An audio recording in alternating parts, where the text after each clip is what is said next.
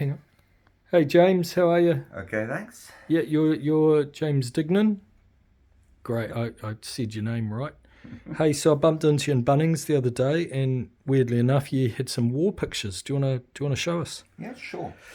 It's a set of 5 images, one from each of 5 major wars, about 20 years apart. First World War, Second World War, Vietnam War. So first up there, Yep. Second second. World War, Vietnam War, the Bosnian War, and the Iraq War. Now, what do you think the commonality between these five wars that you've painted are, in terms of All wars are nightmares, really. And the first image on this, the First World War, it was devastating and was always called at the time the war to end all wars. And yet, 25 years later, it happened again, and 25 years after that, and it's still happening. Yeah, perhaps when they coin phrases like that, they sort of mean that they're designing all of history to be their war. I think what I was getting at is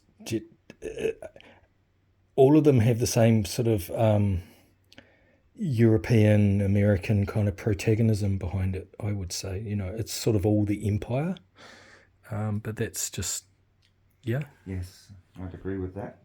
The fact that the First World War was a global war. It was, it was possibly it was a mistake.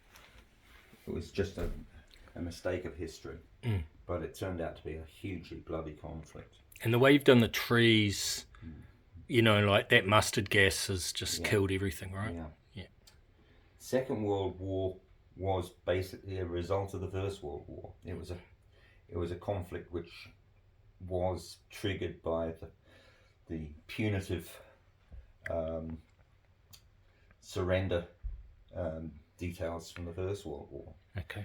And since those two wars, it seems we've been going through a series of smaller but still devastating wars, all sort of triggered by one country's aim to make their mark in their region or worldwide. The United States has done more than its share of the fighting and more than its share of the pushing into war. I've heard some meta-analysis around World War II in particular that was one of the first what they call resets. So they were going for a kind of global totalitarianism then, and it failed. That's kind of a economic and COVID and what's happening now, the technocratic is another sort of version. They've sort of slurred into something called asymmetric war now, which is more social and technological. Vietnam, massive use of things like drones, where there's no people actually involved from the fighting, but or algorithms, or media or AI. Yeah, I mean, it's that. Hey, so you've been masterful in capture, you see that image here of Vietnam, and it is, archetypally a Vietnam image. You've done really well at capturing this sort of, mojo of every scene. Thanks for that. Yeah, no. And that looks like Soviet buildings, It was an experiment with the use of overlaid canvas in the works as well, so you get more of the texture coming through. Yep.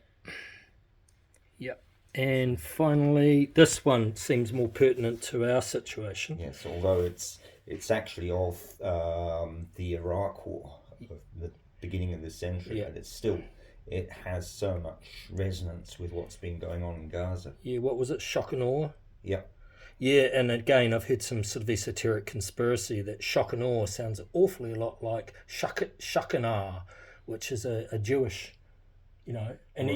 even in the Old Testament, there's a Moab in there, and they had a Moab bomb there. Right. So, I mean, these things aren't by accident. No. Shakanar is something that is in the Talmud and things. Yeah. Oh well, look, thanks.